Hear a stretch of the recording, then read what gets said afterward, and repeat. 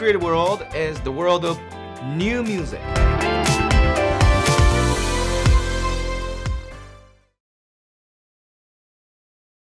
I just finished writing music for shakuhachi, Okay. Japanese traditional instrument. Uh-huh. Shakuhachi and orchestra. This is premiere will be April next year in France. Awesome. Out of all these places, Uh-huh. and then that's one. And then I'm working on the music for Baroque instruments. You recently worked with Taro Iwashiro for Kizuna Piano. Could you talk a little bit about it? Yeah, sure. Well, yeah, Mr. Iwashiro, I didn't know him. Of course, I knew his work, Right. film music work. I mean, like so many of them. It's not possible not to know this, Mm-hmm. It's, so anyway, he wanted me to get involved to be one of the quite a few composers Uh-huh. who writes music, the project Kizuna Piano for the charity. So I was delighted, and I knew the other composers. I mean, they are famous, successful composers. But then the interesting thing is that I was asked that the one composer writes one bit, and then next composer writes from the end of the last composer, and then write more, and so on, so on, so on. And then he didn't want people to know who wrote which bits. Right. Uh-huh. So and then, yeah, that's interesting. And then the bunch of composers, they are very different style. People write, and that's super interesting. I was also shocked.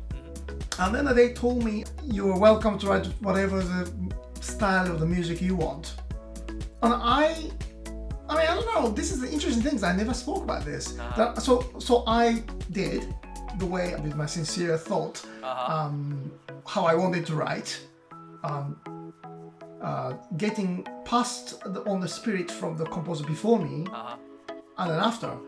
But then I was quite surprised that everybody else has composed quite sort of like a variation of maybe the first piece or something. Right. So whereas I did my thing. So I don't know how that was okay or not. But Mr. Yoshiro still talks to me, so I thought that was okay. So everyone has got a probably different kind of like a creating process, right? But in your case particularly, did you actually prepare something before you get into No. Just after you see it, then you start to. Yeah, after I saw the composer did, and then from that, let's say last sentence of the musical sentence of the previous composer, and I wrote my bit. But then now I saw the whole piece composed by these several composers. Just I can see. I mean, maybe it's because I know which bit is I did, but it just feels like mine is very different from the others. Maybe they are, very kind and, the proper Japanese people with manner. Unlike me, who's really considered the others. I mean, I was thinking, my God, this is like a variation, except one bit. I hope that I'm not disturbing others, but that's my thought. But again, as I said again, Mr. Yoshiro still emails me very kindly, so maybe he's not that upset. That's great, though. That's a great work. I appreciate it. And then I'm looking forward to seeing again, your work. And then since you've been active internationally, what do you think, in essence, is necessary to succeed internationally? With some advice or messages to the younger generation who are watching right now? My kind of work, just because as I already said, I don't write music because I never be in a situation I have to write music to sell my music, or I don't need to write music to hit the target, or certain number of people must love it or buy it, that kind of thing. I'm not in a situation, so I just write what I think is right. But one thing I would say is that I don't know how many people on Earth, how many billions people on Earth. It's gotta be some people might think it's okay. Maybe 3 people, I don't know, somewhere. Just finding them rather than me changing to the estimating the needs, or I don't know, try to be popular according to the other people's thoughts. Because how does one do that? Because people have different tastes, right? Even food. Some people prefer that to this sauce to the other, some doesn't eat that, who cannot eat that, who doesn't want to eat that. I mean, all those things, I mean, we don't know. So just, I think that's a kind of important things for me. And also, I don't know, it's a bit strange, but strange thing to say, but I always think that it's very important to be always modest. And then really shut out the noises, all these things, and what's other people doing and all that stuff, and then really truly focus what you really want to create, what kind of sound you want to create. And for example, like I'm also creating music festival. I'm an artistic director of Bonn Creative Festival in Tokyo Metropolitan Theatre. And when we ask other composers to, because other composers wish to write a new piece for us, absolutely, I always say the same thing. Like I always tell them that please just do what you think it's great. It doesn't matter I like it or not. It's totally irrelevant. Audience, just tell us, give us the music which you really want to do right now. I think that's very important to go step forward as maybe the ecosystem as people who follows music, and then we learn each other and then go next. And then some people get inspired of those things and to write film music to please the director or audience. That's another kind of work. But then again, with different kind of musicians and composers in the world. So, yeah. Last question. What does the word creative mean to you?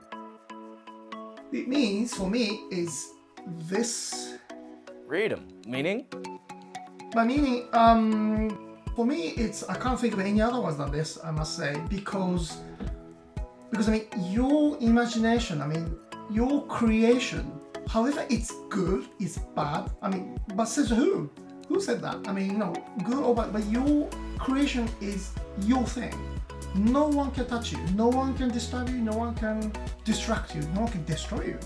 So that's a perfect freedom, isn't it? You can go anywhere. You can fly. You can swim anywhere you want in your work. So I cannot think anything more free than your creation and creativity. Wow, that's fantastic. I pretty much enjoyed talking to you throughout the interview, especially, I feel the really positive energy and excitement from you. Thank you very much for being here today. Thank you. Thank you very much for having me. Thank you. Today's guest was Dai Fujikura, an internationally active composer who's collaborated with many world-famous artists. Thank you. That was such a pleasure to have you on our show. Thank you very much for having me. Thank you. This episode will be available on YouTube this coming Saturday. For details, please check out our Facebook page. Next, we have some exciting materials to show you all. Stay tuned!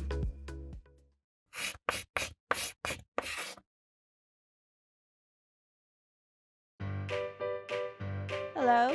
Hello. I have a question. Do you have any routine when you write music?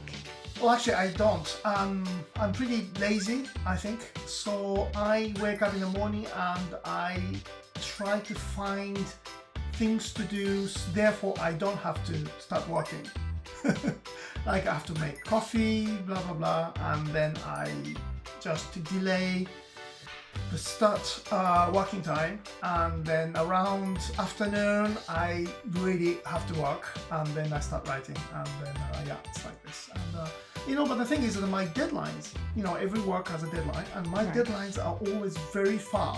Like deadlines are 2 years later from now or next year and so on. So that's, for some people who find it very difficult because it's so far, so you don't work until very close to the deadline, then you'll be in trouble because one after the other you have that deadlines. But in my case, I don't know, I start thinking early, imagining early, even though I'm being lazing around all day. But I start writing slowly, and then so there's no such routine, but back of my head I know I should start writing, but I'm just very lazy from the moment when I wake up. Thank you very much. Thank you. えんとつ町のプペルって、そのえんとつ町っていうその町並みの一つの、主人公みたいなもので、この世界を作っている一番重要なものでもあると思うので、いろんな建物がもうひしめき合っていて、たくさんの煙突があって、そこから煙が常に黙々と出ているっていう建物、今回そのフル 3D で作ったっていうところで、初めてそのバックグラウンドもフル 3D で劇場作品で作ったんですけど、想像以上の時間がかかりました。や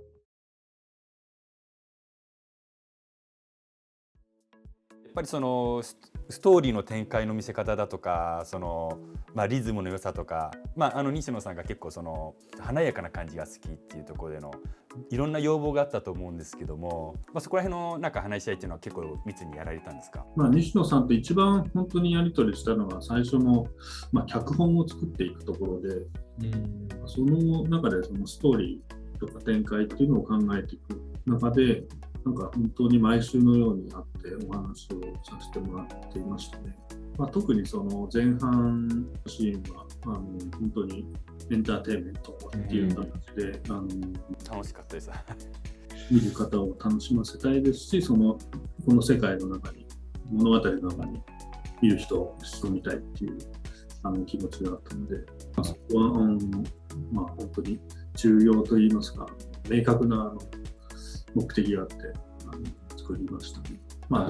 どのシーンもそうなんですけど、特にそこは本当に楽しい感じです。なるほどなるほど。でうちの、テレビ番組名がクリエイティブワールドというんですけども、世界中で活躍するクリエイターの方々を、ゲストにお呼びして、いろいろとメッセージを若い世代に向けていただいたりもしてるんですけども、その広田監督の、クリエイターとして若いジェネレーション、若い世代の方々に目指している人たちにアドバイスだとかメッセージっていうものはいただいてもよろしいでしょうか？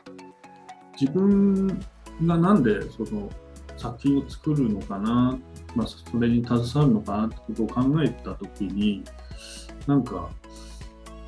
それを見てもらった人が何かこれからの未来に向けて何かそのいいプラスになってほしいっていう願いが一つの希望みたいなものであるからだなっていうことを考えていったんですね。